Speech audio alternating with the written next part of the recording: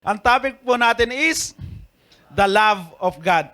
Sabi ko nga, nung mag-uumpisa akong gawin ito, parang pag sinabi mong love, madali lang gawin ang message about love. Kasi napakaraming beses ilang beses na ako nag-preach about love. Pag December, pag February 14, I preach about the topic of love. Pero iba pala kapag when refer back to the attribute of God, which is love itself. So kumbaga, kung i-relate natin yung salitang love sa atin, okay lang madali lang. Because you will look at how somebody feel, kung ano yung nararamdaman niya, kung ano yung pagkakaunawa niya sa salitang love o pagmamahal. Amen po ba? So kagaya din natin, di ba? Kapag tinanong na tayo, ano ba yung love? Di ba? Ano yung unang sagot ng mga Kristiyano? Love is blind. Yung mga na ano yun? It's a prank o mga na-scam, di ba? So, karaniwan sa atin pag sinabi nating love, ang karaniwan, di ba, pag nasa loob ka ng church, love is God agad, di po ba? Love is God because yun yung naririnig natin. Pero when we go deeper to the meaning nung salitang love is God, ano ba yung pagkakaunawa natin? Because we, human as we are, ang pagtingin natin o pag-unawa natin sa salitang love is base sa kung anong nararamdaman natin. Tama po ba? Kaya nga po, when I'm preparing this, meron kasi akong nakita dati na YouTube clip na may isang in-interview na ibinigay niya yung pagkakaunawa niya ng meaning of love. So, para sa kanya, sabi niya na hindi niya kayang mahalin kasi yun yung time na may mga street preacher na nag-evangelize. Then, kumbaga nag-preach about the love of God. Then, itong tao na to lumapit sa kanya at sabi niya, base sa sinasabi mo, na ang Diyos mo pala ay parurusahan yung mga taong katulad ko. Hindi ko kayang, sumunod sa Diyos mo. Kasi ito pala yung pamantayan ng kanyang pagmamahal. Kasi sabi niya, para sa akin, ang Diyos na kilala ko, sabi niya, ang pagkakaunawa ko sa Diyos ng mundong ito ay yung Diyos na mapag-unawa. Ang Diyos na ayaw akong masaktan. Ang Diyos na hindi ako dadalhin sa impyerno dahil sa aking kasalanan. Ang Diyos na uunawain kung ano ako. Ang Diyos na tatanggapin kung ano ako. So makikita po natin that the love of God that is mentioned of the Bible is iba sa love na pagkakaunawa ng karamihan. So even sa atin ngayon, di ba, when you think about the love of God, ano yung unang pumapasok sa isip natin? For us, when we think about the love of God, it should be always yung goodness ng Panginoon. Kung ano ba yung mga blessings, kung ano ba yung pwedeng dapat niyang gawin sa ating buhay. When we need something, because God loves me, nandyan siya to provide it. Because God loves me, nandyan siya to protect me. Nandyan siya to be always with me kung may kailangan ako. This is ito yung bagay na kung saan yung pagkakaunawa natin when it comes to the love of God. But the love of God, ang tinutukoy dito, love as being the attributes of God. Kumbaga, hindi ito yung aksyon ng Panginoon, kundi yung love na pag-uusapan natin ngayon is ito yung isa sa mga karakter ng ating Panginoon. So, kung titignan po natin, sabi ni R.C. Sproul dito, sabi niya, I don't think there's any word in the English language that's been stripped of the depth of meaning such as the word love. It's been celebrated ever since music began as perhaps the strongest emotion that can be experienced by a human being. Tama, di po ba? Love is one of the strongest emotions na pwede mong maramdaman, na pwede nating maramdaman. Di ba? When we say love, di ba tao ka na? Di ba? Kasi walang taong hindi nakakaramdam ng pagmamahal. Sabi dito, as the goal and the desire of every human heart to experience a dimension of love that is transcendent. So sabi niya dito, but when we come to the biblical concept of the love of God, we have to be very careful because our tendency is to come to the text with ideas of love that have been drawn from the romanticism of our secular culture. Yun po yung sinasabi ko kanina. Na tayo yung pagkakaunawa natin sa salitang pagmamahal, when we think about the love of God, yung pagkakaunawa natin is base sa kung anong na-experience natin. Pero hindi base sa kung anong nabasa natin at itinuturo sa salita ng Panginoon. Tama po ba? So, kasi nung mga bata pa tayo, yes, alam natin na mahal tayo ng Panginoon. Pero yung pagkaunawa natin sa pagmamahal ng Panginoon, we can equate it to how our parents love us, to how other people love us. Doon natin i-define at i-connecta yung pagmamahal ng Panginoon sa atin. So, as we grow up, di po ba, ito pa rin yung pagkakaunawa natin. But as we come before the Lord, sabi nga, na makikita natin na, naunawaan natin na, ibang klase pala yung pagmamahal na sinasabi sa kanyang salita. So, tuloy po tayo. Love. Yan, ito yung ilang mangining nang tinanong ko yung si Mang Google gamit ang ibang dictionary. Sabi niya, ano ba yung love? Sabi niya, love is a set of emotions and feelings that a person has towards another person. Di ba? Kung ano yung nararamdaman mo, di ba? Halimbawa, si Kuya Jess, love niya si Ate Jen. Di ba? Ewan ko lang si Ate Jen. Love mo rin ba, Ate Jen? Minsan. So, sabi nga niyan, love is one of the most beautiful feeling that we experience as human. Tama naman, di ba? Ano pa? Love is a feeling, an emotion. Sabi niya, it is not tangible. When you find true love, it feels like in a beautiful dream. Di ba? Kapag yung first na nakilala mo yung mahal mo, first time na nakasama mo, di ba? Parang sabi nga, na nabuo na, kumpleto na buhay mo. Sabi nga po natin, di ba? When we first experience that love towards each other, di ba? Parang ang ganda-ganda ng lahat, di ba? Parang ang tag doon, kumukuti-kutita pang paligid.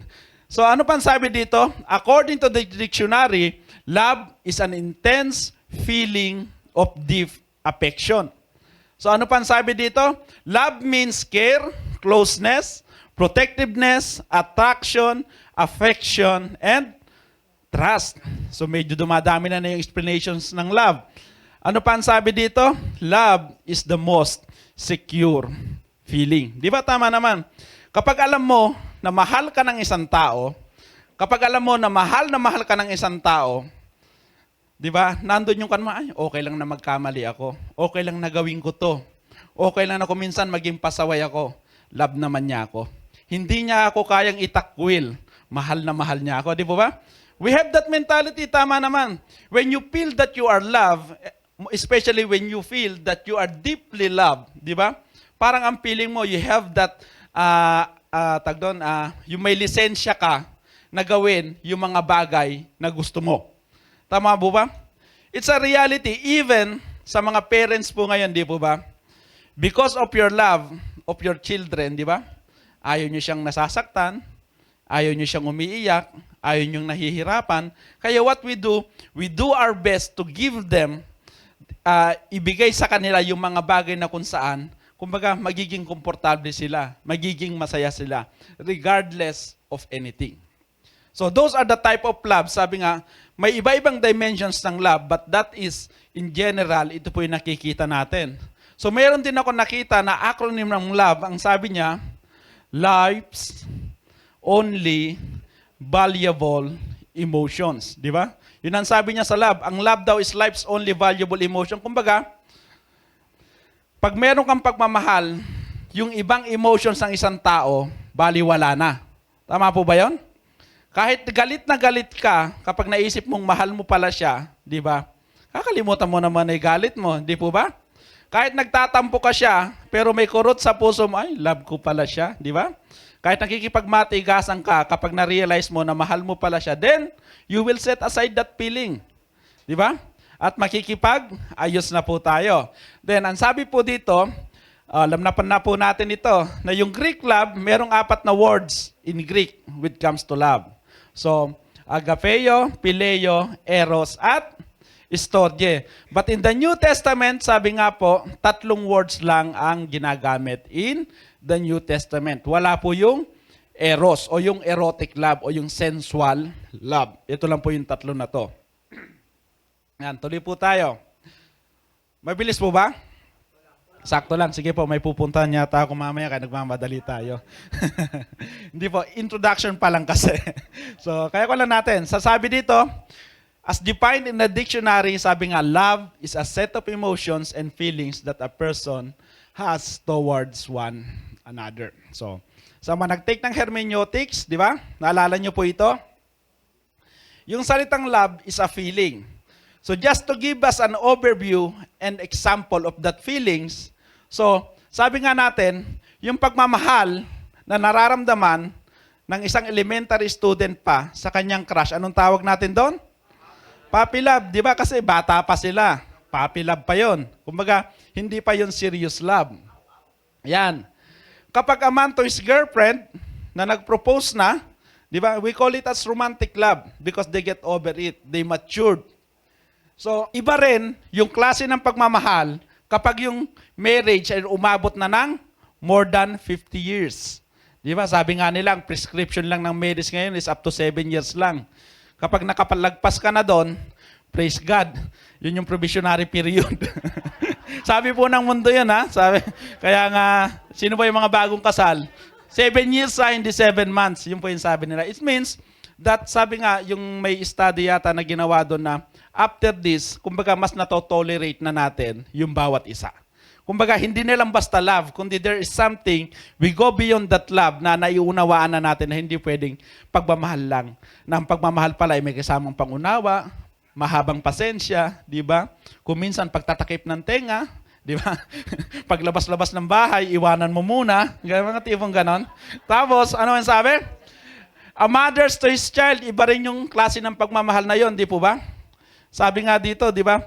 Yung isang nanay kapag lumabas yung kanyang anak, kahit anong itsura niya, ang sasabihin niya, ang ganda naman ng anak ko, ang cute naman ng anak ko, di ba? Di ba? Yung nga yung sabi nila, kaya nga kung gusto mong malaman kung gwapo ka nga talaga o maganda, tanungin mo nanay mo kasi hindi magsisinungaling yun.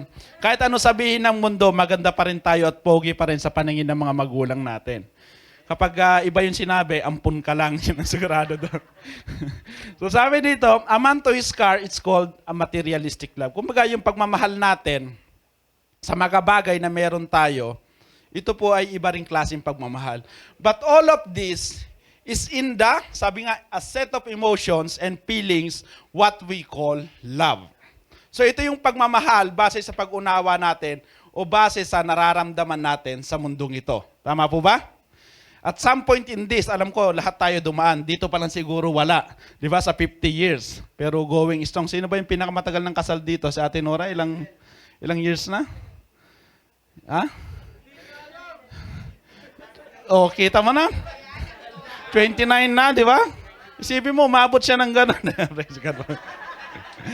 Ako, 29, kami ni Pastora Gina, it's 15 years na rin kami. 10, 11, 09, tama. 15 years na rin po kami. Ha? Hindi, kaya nga nagbilang muna akong ganun. Kaya nga nagbilang ako. So when we look at this, in the word of love, sabi nga, we will disregard all these secular emotions or romanticism na meron tayo. Because what we will tackle today is about God is love. Di po ba? When we say God is love, sabi nga, nauunawaan ba natin ano ba yung ibig sabihin nito? Ano ba yung ibig sabihin nito para sa atin at ano ba yung kahulugan nito para sa atin o yung ginagawa nito, yung epekto nito para sa atin. Kasi kung minsan we say something that we do not really understand.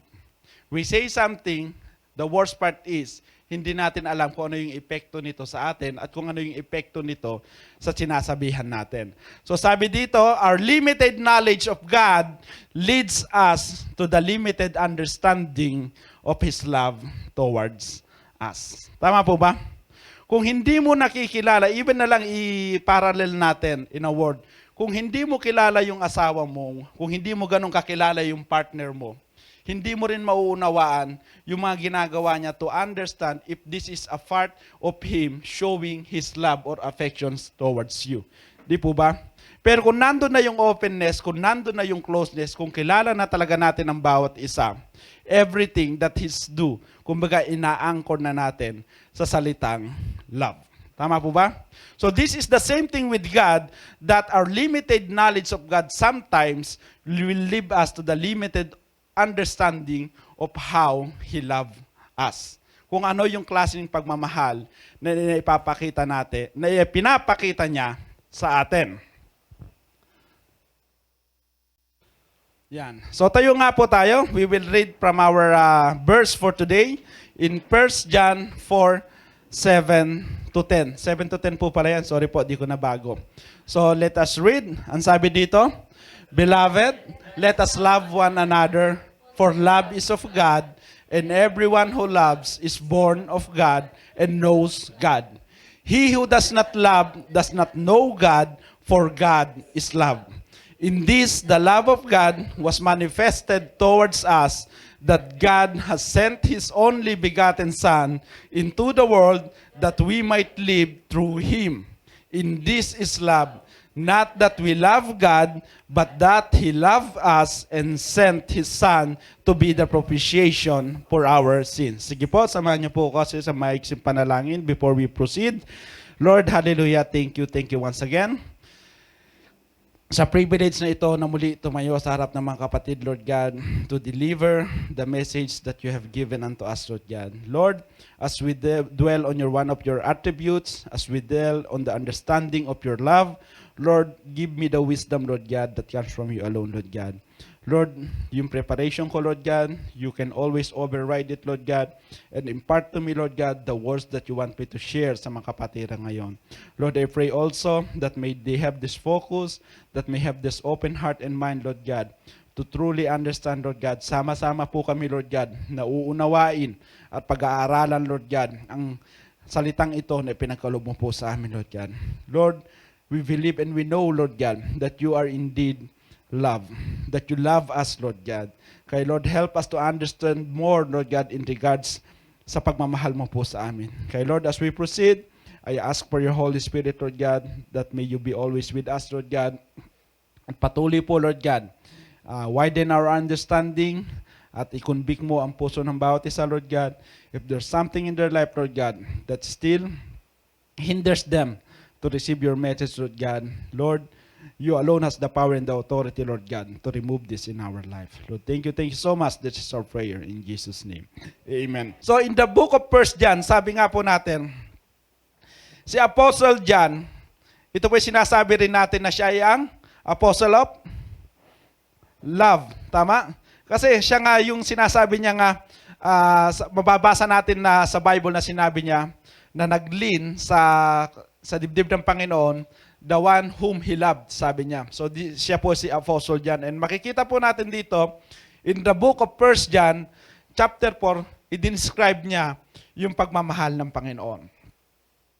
In totality of this verse, from chapter 4, thank you Kuya Mike, from chapter 4, verses 7 to 15, makikita po natin doon yung fullness ng love ng Panginoon.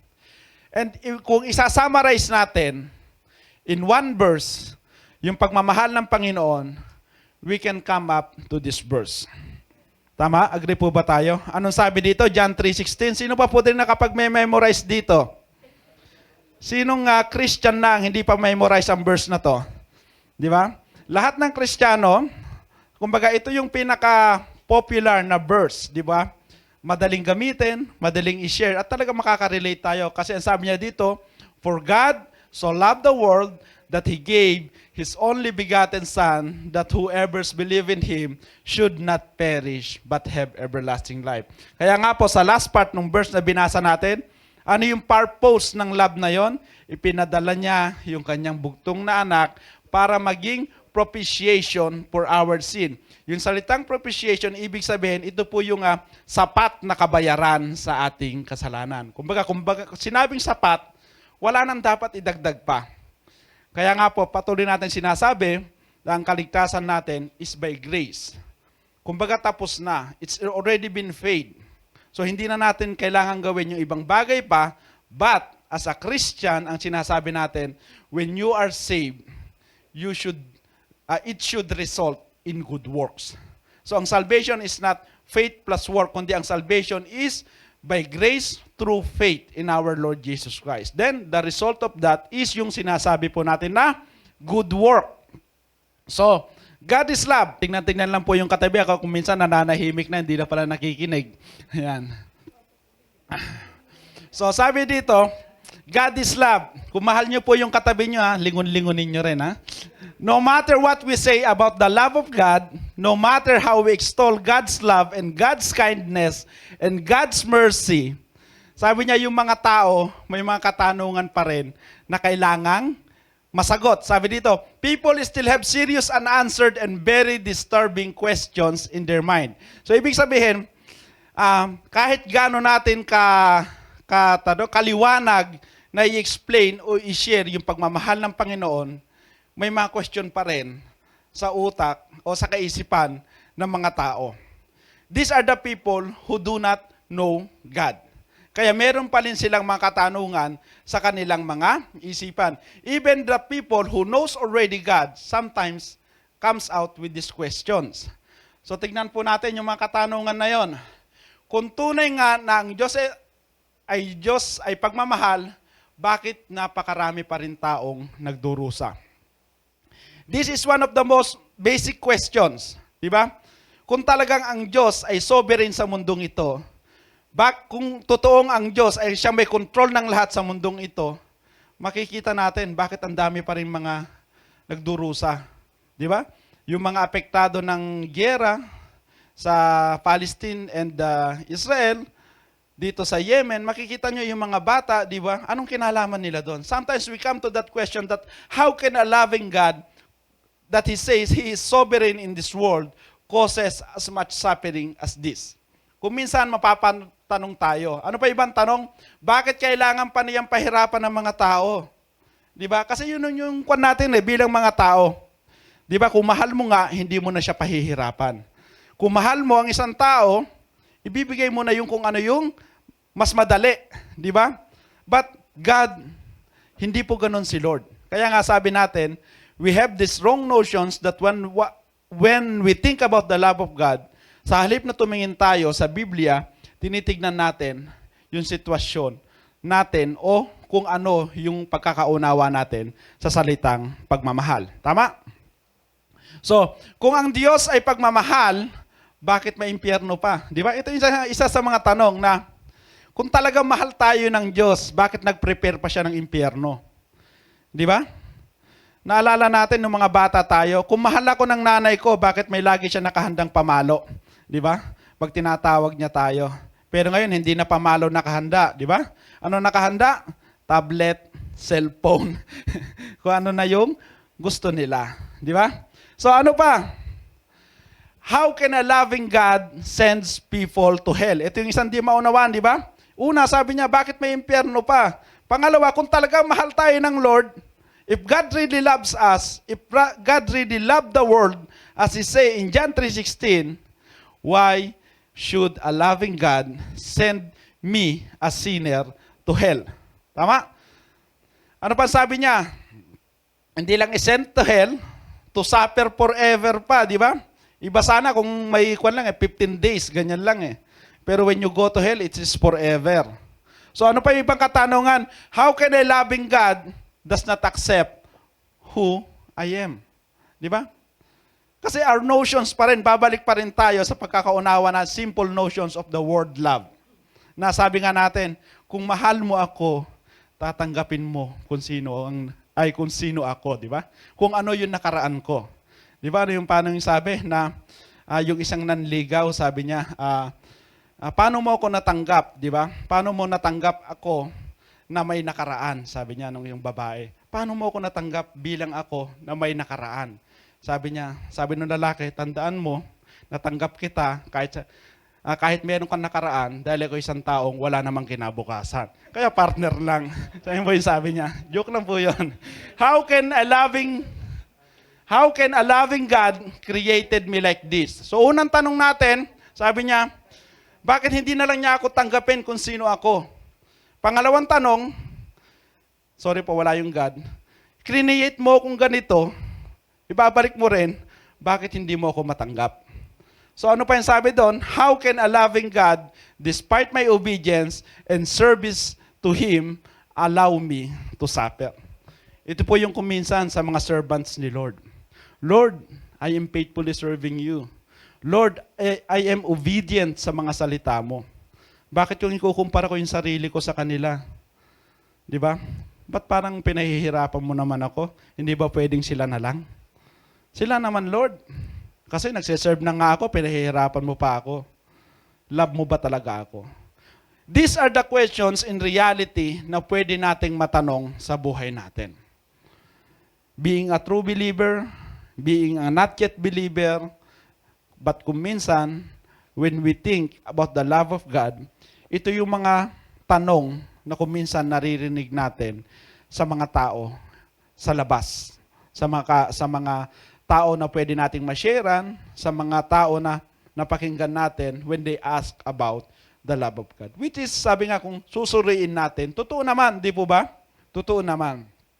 So, ang sabi dito, when we go back to our verse, ang sabi niya, ang command sa atin bilang mananampalataya, as a Christian, sabi niya, kasi he started it with the word beloved. Di ba? So who John is talking to? Sino po yung kinakausap ni Apostle John? It is us. The disciples, followers of our Lord Jesus Christ. Ang sabi niya, let us love one another. So this is a command. This is not an option. This is not a thing na kailangan pa nating makipag-bargain. Pag sinabi niyang, let us love one another, hindi natin pwedeng sabihin, Lord, pwede bang si ganito lang? Lord, pwede bang si Kwan na lang? Hindi pwede. Kasi ang sabi niya, mahalin natin ang bawat isa. So bakit sabi niya? So ang reasons why He commanded this, sabi niya, for love is of God. Sapagkat ang pagmamahal ay galing sa Diyos. Ano pa ang sabi niya? And everyone who loves is born of God and knows God. So, He gives us what we need to do. He gives us a reason to do it. He gives us the source and the foundation of this love, which is God Himself. It is challenging us that says, if you are, sabi niya, if you are a born of God, ano ibig sabihin ng born of God?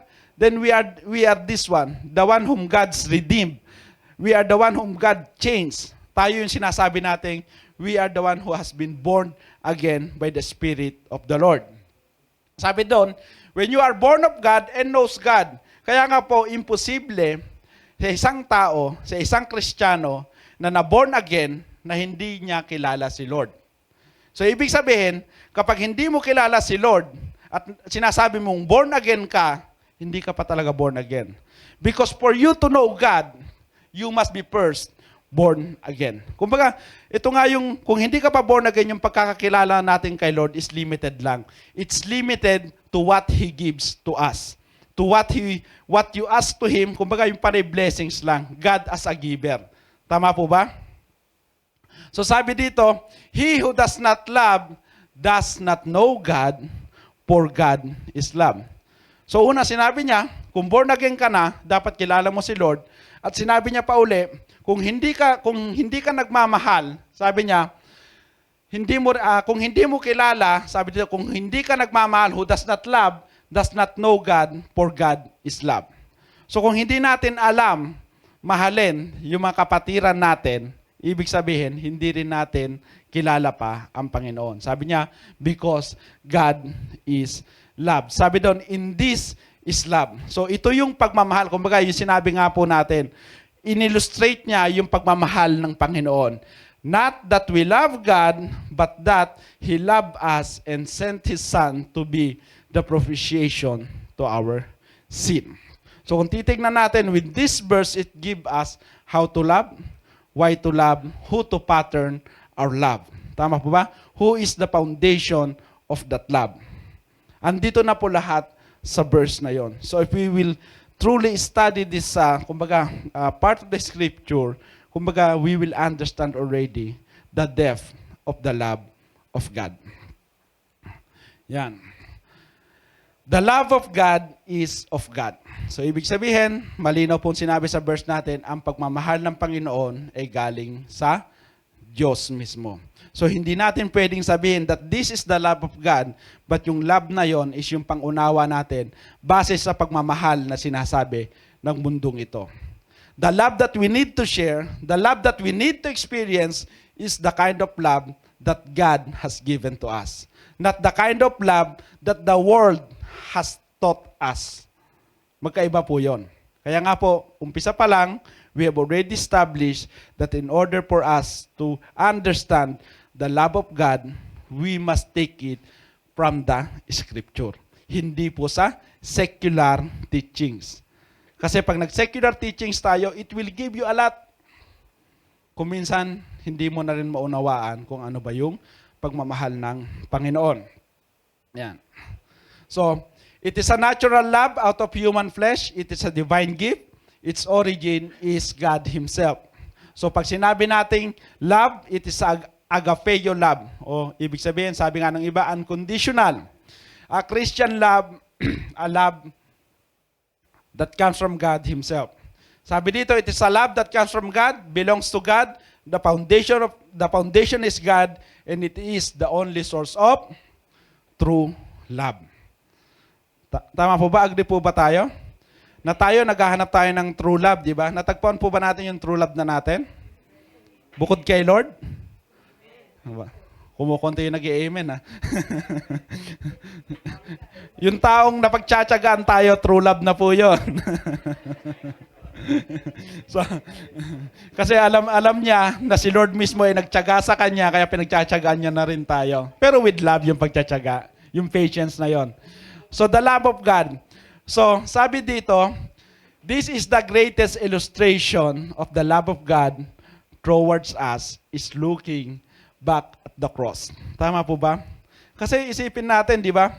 Bago mag-umpisa yung ministry ng ating Panginoong Jesus, ano yung sabi niya, nung binaptize siya ni John, di ba? Sa Matthew chapter 3, tama ba? 3 or 2. Sabi niya, this is my son whom I have loved. Di ba? Sabi niya, dineclare niya, ito yung anak ko na mahal ko. Sabi niya, pero at the end of the chapter, ano nangyari? Nakita natin how Jesus Christ suffer. So kung tayo kaya, di ba? Hindi ba natin maiisip, tama ba yung pagmamahal na yon? After you have declared that this is your son, that you whom you love, nabasa ko before the end of chapter, ipapako lang pala sa krus. At hindi lang basta ipinako sa krus, pinahirapan pa beyond recognition. So, it goes beyond the fabric of how we know love.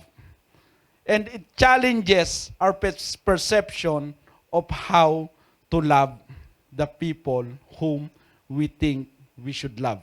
Tama po ba?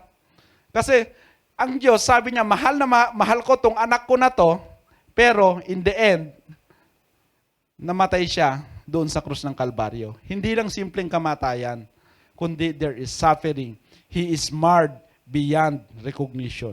Yan po yung sabi doon. So if you think of it, if you think how we love the people around us and how God loves us, makikita natin yung difference. Tama po ba? Ayaw nating mahirapan yung mga taong mahal natin. But sometimes sabi nga, the love of God o yung pagmamahal dapat natin is yung pagmamahal na kahit mahirapan sila, kahit masaktan sila, but in the end, we know that the result will always be the right result.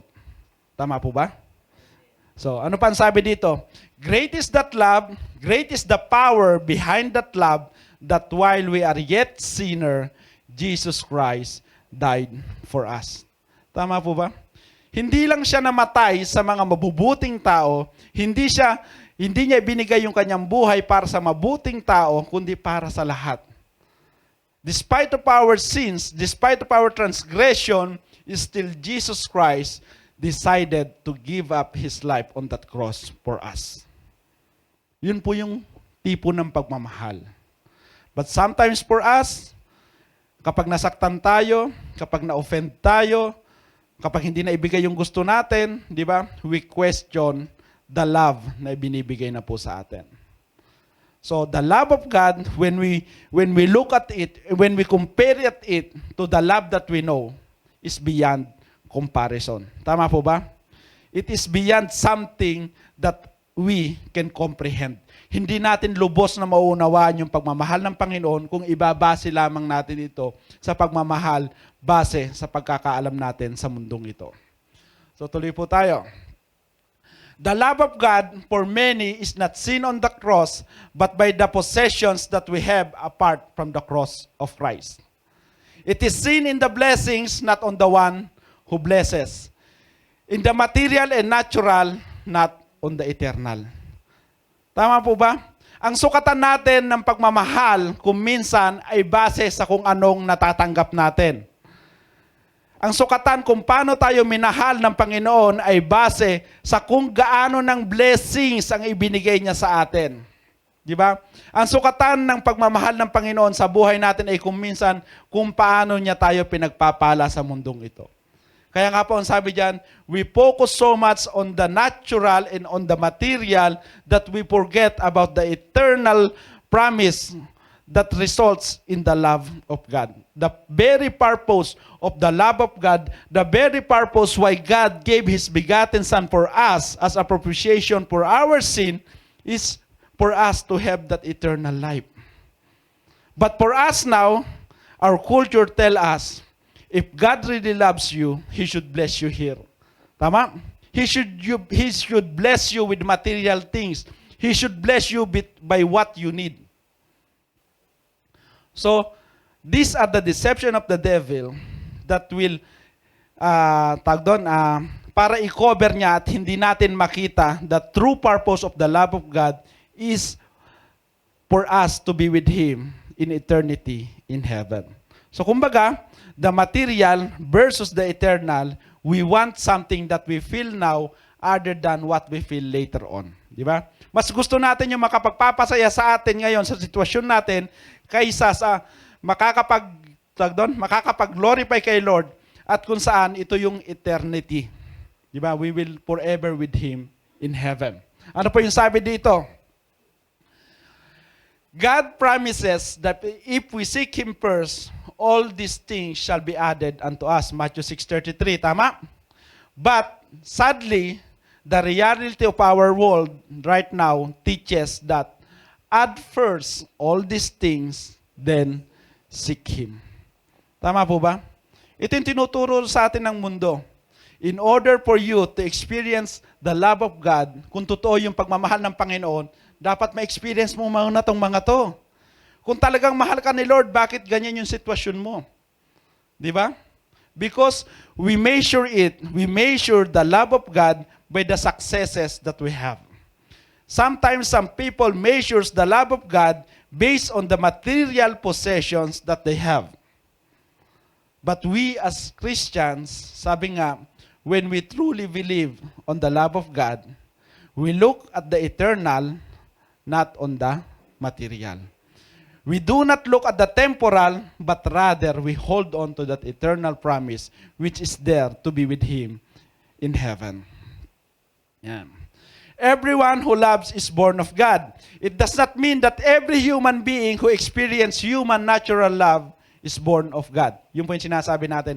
Hindi ko mo naranasan mo ng mahal, pwede ka na makarelate sa verse na ito.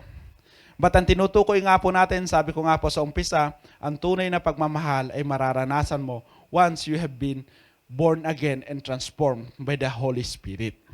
So ano pa yung sabi dito? It is a kind of love that only comes from being born again, from those who have been changed inwardly by the power of the Holy Spirit. It is an essential sign of being born again. Di ba? Marami ng patotoo, sabi nga, that some Christians expect a great miracle sa buhay nila as a sign of them being a true Christian. Pero yung simpleng bagay lang na yung dati, hindi mo mayakap at masabing matapik sa balikat kasi kumbaga ma-overcome mo yung galit, maibigay mo yung forgiveness. But once you come into the Lord, once you come and God changes your heart, you will be able to forgive. You will be able to say, once again, I love you to the one whom you hate most. That is a miracle. And that is a great sign that indeed you are born again. Because human as we are, ang hirap i-let go ng pain. Ang hirap i-let go nung tawag doon, frustrations, di po ba? Ang hirap i-let go ng mga bagay na ginawa niya. But once we come into Christ, tutulungan niya tayong ma-overcome ang lahat ng bagay na yon. And He will, kumbaga, papalitan niya ito ng pagmamahal. Kagaya nga po ng verse natin, yung pusong naging bato na dahil sa mga pasakit, pahirap na naramdaman natin. When you come before Christ, papalitan niya ito ng puso na kung saan, yung pusong bato, papalitan niya ng puso na kung saan muling makakaramdam ng pagmamahal. Hindi lang basta pagmamahal, kundi yung pagmamahal na galing sa Panginoon. Amen po ba? Amen. Yan.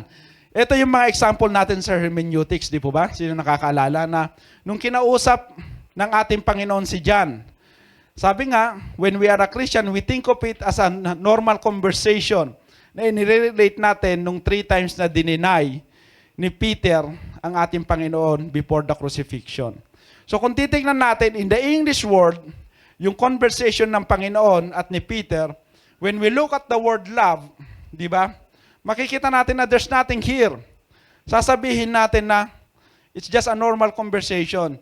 Jesus asked Peter 3 times because Peter denied him 3 times. Di ba? Yan yung naririnig na nating explanation nito. Tama po ba? But sabi nga, the word love, dito there is 2 Greek word of love that has been used in this verse. So, this word, when Jesus is speaking to Peter and asking Peter if he loves him, ang ginamit niya pong word doon is agapeo love o the unconditional love. So, if we put it like this, so Jesus said to Simon, Simon, son of Jonah, do you agape me more than this? O ibig sabihin, do you love me unconditionally more than this? So, anong sagot ni Peter? Sabi niya, yes, Lord, you know that I phileo you. So, ibig sabihin, hindi masabi ni Peter yung word na agape. Kasi ang pagkakaunawa lang ni Peter that the love I have for our Lord is just a brotherly love. Pero he understand that Jesus is asking something beyond that agape love. Kaya nga po, kung titignan natin all throughout this conversation, it tells us that from this, before we have been born again, we are all capable of loving. So we have that different types of love aside from agape love. We can feel the filial love, the brotherly love, the storge love, the erotic love, but the agape love is still beyond. So from phileo to agape, hindi po pwedeng basta muna lang parang may switch lang na i-on natin then we can love from phileo to agape. So hindi po pwede yon. So sabi dito, we must be born again so that we can able to love unconditionally. So sabi dito, unless we are born again, we human are not capable of agape love. Unless God changes our hearts, there will be limitations of our love or our love is founded on the wrong reasons. So unless God changes our hearts, our love is founded on wrong reasons. Sabi niya sa Romans 5:5, now hope does not disappoint because the love of God has been poured out in our hearts by the Holy Spirit. So ibig sabihin, the agape love comes from God. He pours it in our heart once we accepted Jesus Christ as our Lord and personal Savior. So paano yung pagtanggap natin? Yung pagtanggap natin ay hindi lamang po sa basta pagsabi na, Lord, I accepted you, but there should be repentance. So, sabi nga, profession of faith is not the same as possession of faith. Ano po ibig sabihin? Anyone can profess, but not everyone can possess that faith unless you have repented first. Amen?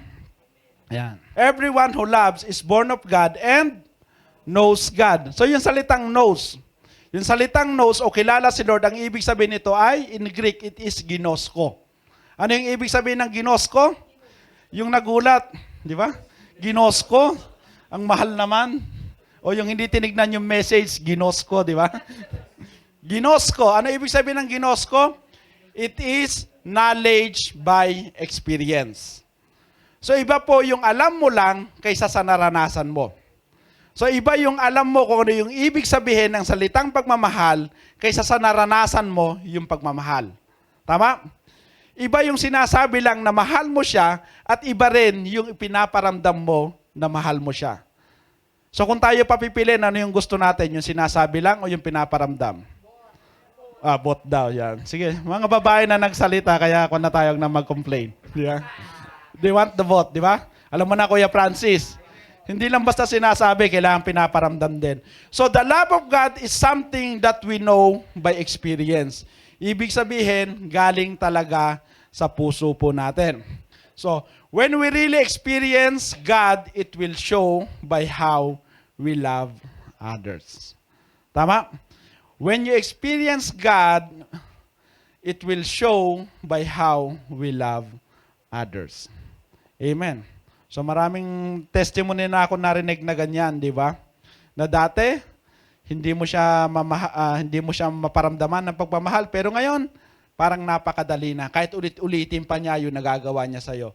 Paulit-ulit mo na pa rin siyang napapatawad. Yan. He who does not love does not know God. So ano ibig sabihin? You cannot claim to know God and experience God if you do not truly love God's people and others. So it is against what you say because the Bible say, kung kilala mo kung hindi ka nagmamahal, ibig sabihin hindi mo kilala ang Panginoon. Kung hindi mo kilala ang Panginoon, isa lang ibig sabihin hindi mo pa siya na-experience sa buhay mo. Yan, ano pang sabi? Sa Matthew 5:43-45, bakit ko po nilagay yung others? Kasi ang sabi niya, dito po makikita natin yung fairness ng Panginoon. Sabi dito, but I say to you, love your enemies, bless those who curse you, do good to those who hate you, and pray for those who spitefully use you and persecute you. Di ba? So, tuloy pa rin po tayo. For God is love. Sabi nga po dito, love describes the character and the heart of God. He is so rich in love and compassion that it can be used to describe His very being. So, anong sabi niyan? When the scripture speak of love with respect to God, that means that however else we understand the character of God, any view of God that neglects to include within its profound sense of love would be a distortion of who God is. Because love is so closely connected with His character and with His essence. Ang lalim ng English, di ba? Ano lang ibig sabihin nito? Huwag po nating ise-separate yung love ng Panginoon to His other attributes. So, hindi po ang Panginoon po natin, with His attributes, hindi po pwede na He is 50% love, 20% sovereign, 10% merciful, 5% graceful, di ba? Hindi po ganon. So, all the character of God is His fullness. Hindi natin pwedeng paghiwa-hiwalayin. Kaya nga po, when we speak of the love of God, it is closely connected to His sovereignty and to His others characters. Ayan. Mr. Ayman, how is you? Really, you understand my English so far? So, the Bible says God is love. But because of this word is, sometimes we think that love is God. Tama? Because it can be interchangeable because of the word is, di ba? This conjunction na ibig sabihin, because God is love, then love is also God. Tama? Sometimes, naririnig natin yan. But God is love is not equal to love is God. It can never be equal. Why? Because God is the source of love, but love cannot be the source of God. Love is only one of the attributes of God which usually think is superior to His other attributes. Kaya nga, ito yung very dangerous na word of love. Akala natin, because God is love, His most superior attributes is love. Kaya nga, when we apply that and apply to our understanding of love, ibig sabihin, the love that is compromising. Bakit hindi ko pwedeng gawin ito? Mahal naman ako ni Lord. Gagawin ko ito, nauunawaan naman ako ni Lord. Okay lang na ganito ako, kasi love naman ako ni Lord. Di ba? Because we think that because God is love, His greatest attribute is love. That's why, ina-apply natin yung sinasabi na love covers all sins. Yes, love covers all sins because the love of God is it has been executed by our Lord Jesus Christ on that cross. Kaya totoo rin yung statement na yon in the Bible, that love covers all sin. Because the death of our Lord Jesus Christ is sufficient to cover all the sins of this world, but it is only efficient to those who will believe on what He has done on that cross. Kaya nga po, pag sinabi natin, okay lang, kasi love naman ako ni Lord, okay lang na gawin ko ito kahit alam ko na kasalanan ito sa mata ni Lord, we have the wrong understanding of the love of God. When you heard it to some pastor or some teachers na ganito yung tinuturo, they have that wrong understanding of the love of God. So sabi ni R.C. Sproul pa rin, our problem is not so much that we tend to think of God as a God who has no love, but rather the problem that we find in the culture of our day is a view of God that carries with it a cheap view of love, and a sense of love by which all of the other attributes of God are removed or stripped from His character and swallowed up by one attribute, which is the attribute of love. Totoo po ito. Kagaya nga po yung sinasabi ko, because we think that God is love, it gives us permission to do anything because you claim that God loves you. But the people who have been changed by God, what they want is also being changed by God. Yung isang bagay na alam mo na taliwas sa sinasabi ng Panginoon, if you understand that love of God, you will not do it. Because sometimes in our culture, they preach so much about love, they don't preach about the hate of God. You cannot preach about the love of God if you do not tell them of the hate of God. There will always be two sides in everything. That's why there is heaven, there is hell. There is darkness, there is light. There is love, definitely there is hate. But parang hindi natin kayang tanggapin that our loving God, the God who says He is the God of love, is capable of hate. Di ba parang hindi magmi-mix? Yun yung impression po natin.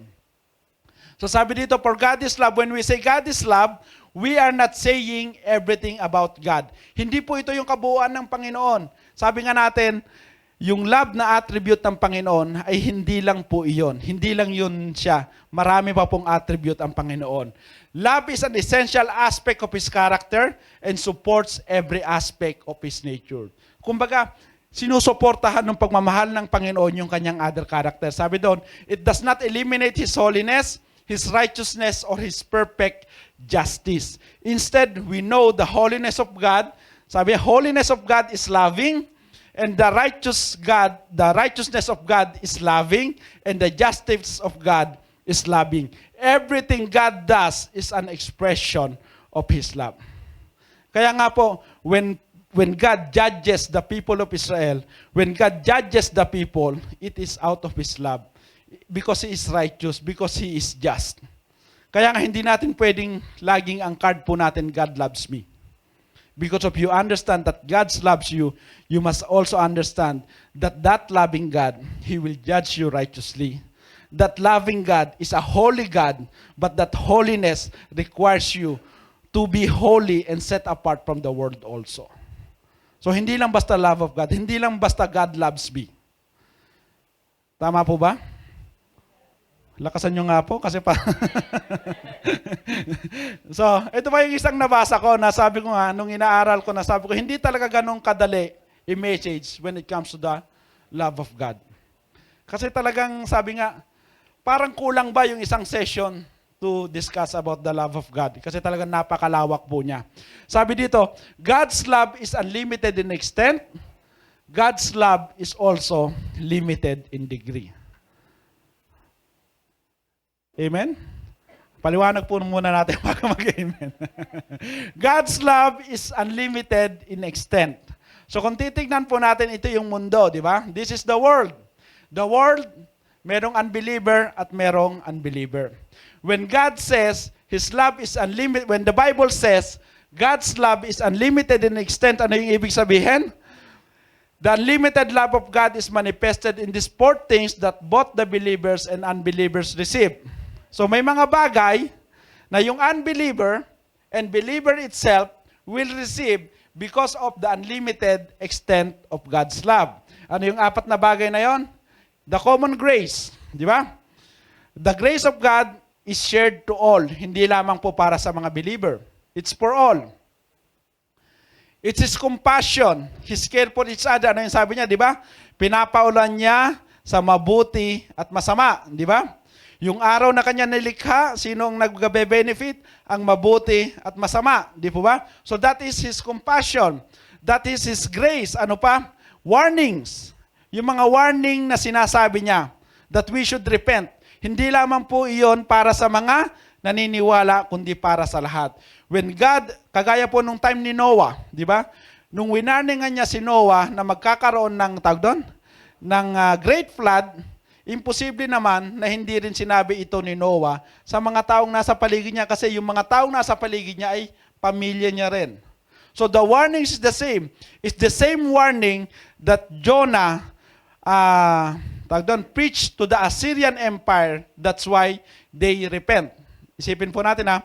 So, those are the same warnings. At ano pa? Gospel offer. The good news of our Lord is the same for the believers, for the unbelievers, and the believers. So, this is the four manifestation of the extent of the love of God. Anong sabi dito? God's loved the whole world. He gave His Son to the whole world. And within the whole world, there are some who believe and some who don't believe. Pero hindi niya i-consider yung believer at non-believer. He gave this love in full extent. Tama? Totoo po ito. Kung hindi kayo nag-agree, sige lang po. Magbasa tayo. So, susunod, God's love is also limited in degree. Di ba? Para nakakalito. Yung sinabi mong una, unlimited in extent, pero limited in degree. Ano ibig sabihin? While He loves the world, He does not love them to the degree that He loves His own. Tama po ba? Yung pagmamahal ni Lord sa mga unbeliever ay iba sa pagmamahal niya sa atin na naniniwala na sa Kanya. Tama po ba? Naniniwala po ba tayo doon? That's why we should have that desire to share this love of God kasi alam natin, yung mga hindi pa mananampalataya, iba yung love na na-experience nila. But if you think that the love you experience is the same love as experienced by those unbelievers, hindi ka na mag-e-effort. Di ba? Kasi yung natatanggap ko, parehas naman sa kanila eh. Why should I share? Tama? But sabi nga, God's love is limited in degree. At ano yung panpunon? It's the cross of Christ. So in the world, there is no barrier. Parehas ng lahat yan. So when we make it to the cross of Christ, we still have these four things. Pero, a time will come that the love of God to the unbelievers is temporal. Di ba? Until the time that He came back, or until the time na nabubuhay ka, pero hindi mo siya tinatanggap, it has limit. Di ba? That's why it becomes temporal. Until you come to the point that you accepted Jesus Christ as your Lord and personal Savior, the love of God for you is still temporal. Because it ends when your life ends. Tama po ba? So, love turns to hate. How can a loving God turns to hate? Because He will proclaim judgment. Di ba ang sabi doon? Hebrews ba yun, Kuya Jess? Na pagkamatay ng tao, comes judgment. Hebrew 9:27, tama? So, yun tag natin. We think He judged us because we do not believe in Him. Despite of the warnings, despite of His grace, despite of His compassion, despite of His warning, despite of the gospel offer, you still reject our Lord, then His love turns to hate. And then, we have this what we call as eternal judgment. So this is the degree of love. Pero makikita natin, once you are a believer, from temporal to eternal, the love will not turn to hate, but it will be a complete, perfectly, and full love. Yung pagmamahal na wala ka ng ibang hahanapin pa. Eternal life. So, instead of eternal judgment, we will have eternal life. So, come to think of it. If the love of God, when we say God's love is unconditional, sabi nga na R.C. Sproul, maging careful po tayo doon. Because not everyone who hears when we say God's love is unconditional is a believer in Christ. Because if they hear that God's love is unconditional, yun po yung magiging response nila. Ay, unconditional naman pala. So I will do whatever I want. So tandaan po natin, God's love is unlimited in extent when it comes to His grace, compassion, warning, and gospel. But God's love is also limited in degree because at some point in our life, it is different for those who accepted Jesus Christ and for those who accepted Jesus Christ as their Lord and personal Savior. Amen? Agree po ba tayo doon? Amen. Kasi sabi ko nga, kung hindi natin mauunawaan to, ano yung kaibahan ng pagmamahal na meron tayo kaysa sa pagmamahal na meron sa mga hindi pa mananampalataya? What shall we share? Ano yung i-share natin? Ano yung foundation natin? What is in this love of God that we need to share that will make these people come to Christ? Kung ang benefit lang din pala ay parehas din nung sa mundo. Tama po ba? Yan. Halapit na po tayo. The sad truth is that while God... basa ko na yata ito. Bumalik. Ayan. The sad truth is that while God loves the world, extend compassion towards the world, His common grace, warnings, and judgment, and the gospel, men is still refusing the gift of God offers. Tama naman po ito, di ba? Hindi lahat ng sharean natin, kahit gaano kakagaling mag-explain, ay tatanggap.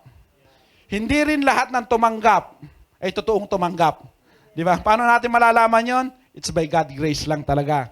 Sabi doon, astelos love. Ano ibig sabihin ng astelos?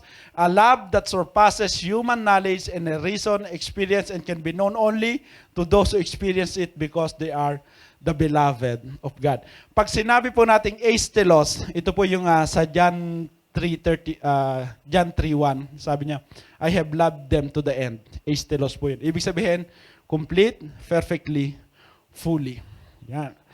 Tuloy po tayo. God is love. Yan. Yan. Konti na lang. Hindi umabot to. Sara na kita. Yan. Kilala niyo po ba ito? Ha? Yan. Sinong nagsabi? Yan. Yan. May nakakilala pala si Jeffrey Dahmer. Si Jeffrey Dahmer. So sa mga hindi po nakakilala, ito pong si Jeffrey Dahmer is sabi doon, American serial killer na ang kinilala is the Milwaukee Cannibal o Milwaukee Monster. Bakit? Pumatay po siya ng 17 people. These 17 people, some he eat. Kinain niya po yung iba. He cannibalized. Pero there is something here. Di ba? If we are the victim, if we are family of the victim, can we forgive him? Can we say that he deserves the love of God? Hindi, di ba? We cannot say that he deserves the love of God because of the brutality that he do his murders. 17 people, imagine, 17 people. Pero ang sabi dito, so, 1978 and 1991, so makikita po natin siya when we search him. He died at the hands of some fellow prisoner, but, sabi dito, he had made a confession of faith in the Lord Jesus Christ and been baptized. So, bago siya namatay in the hands of the prisoners, tinanggap niya si Jesus Christ. At yung chaplain po na nagpatanggap sa kanya, he believed that his repentance and his faith is genuine. Kasi aside from his profession or confession of faith, gumawa rin siya ng sulat. At ang sabi nga po ni John MacArthur, sa kanya ko po ito nakuha, is nabasa niya pa mismo yon. And they believe that this guy, despite of his sins, is in heaven right now. Acceptable ba sa atin? No, di ba? Sa iba, it's not acceptable because he do not deserve the heaven because he killed 17 people. He killed it. Sabi niya, he killed it. Sabi, yung brutality is beyond comprehension. Kaya masasabi natin, he does not deserve heaven. But ang sabi ng chaplain, and based on his confession, and based on the Bible, the one who accepted Jesus Christ as his Lord and Savior, he confesses of his sin, he repented of his sin, regardless kung anong nararamdaman nyo, he will be in heaven. Regardless kung ano yung nararamdaman ko, despite the fact that I am part of the family of the victim, I have no say. I cannot appeal to God. God, he do not deserve heaven. He killed my family. Because why? Because God's love is eternal, man's is emotional. Tama?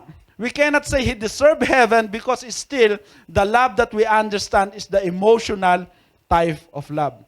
Yes, when we look at it, look at what he has done, he deserves hell. But he comes to know the Lord Jesus Christ.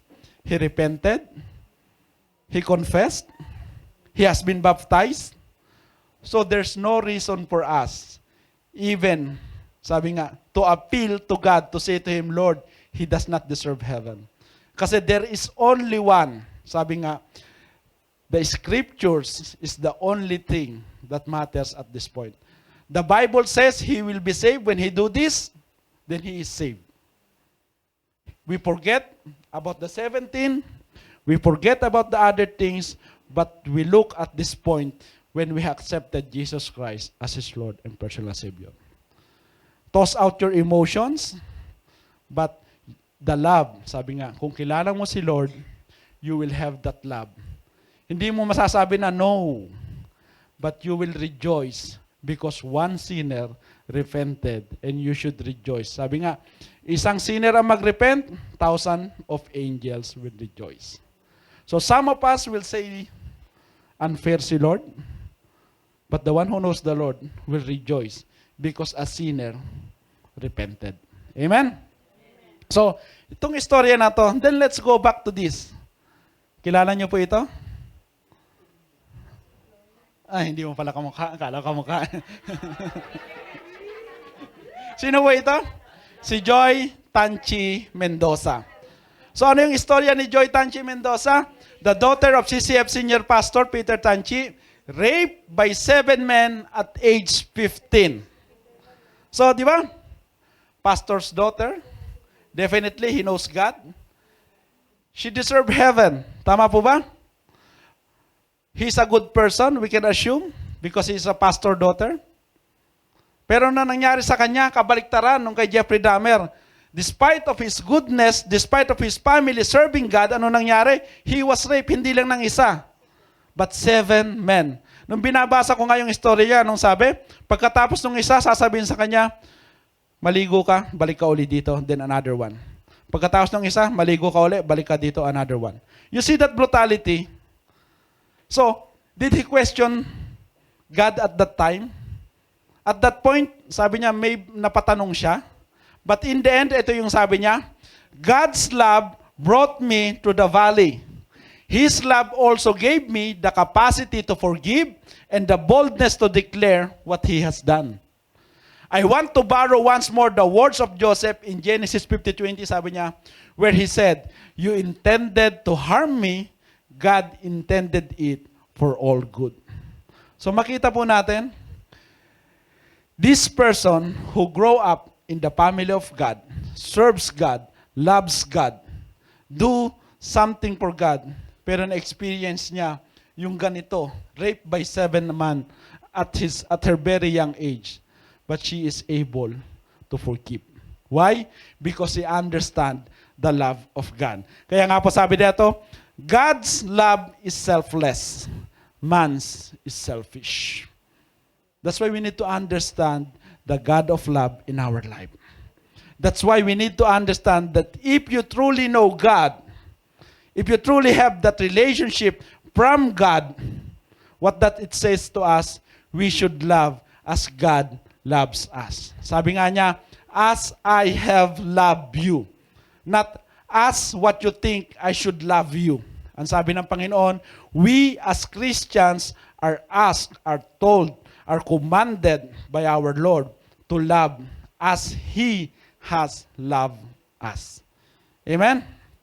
So, God's love, it is unconditional to those who repented and believe. Amen?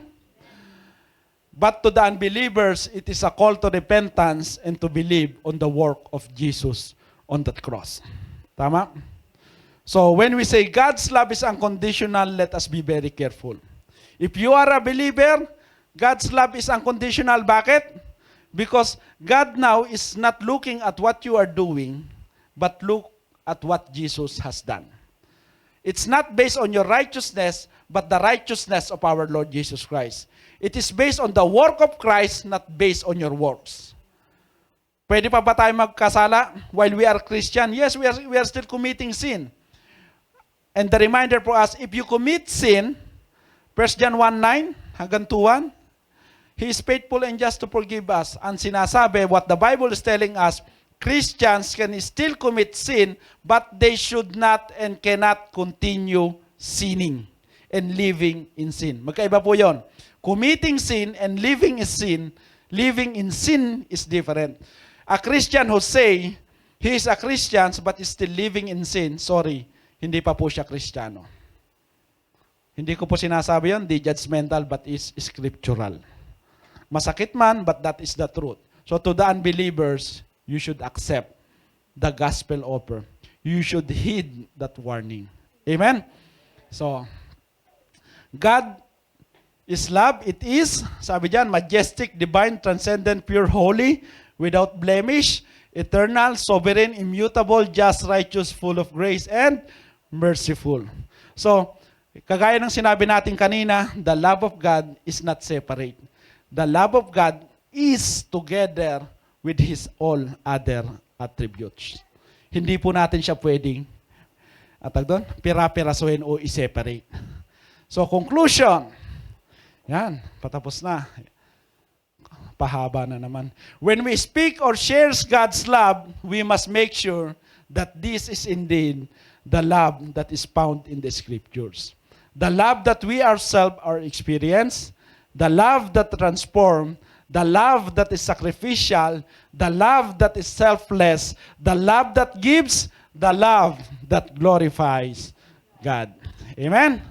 Amen. The love of God is in this verse once again, John 3:16, God loves you.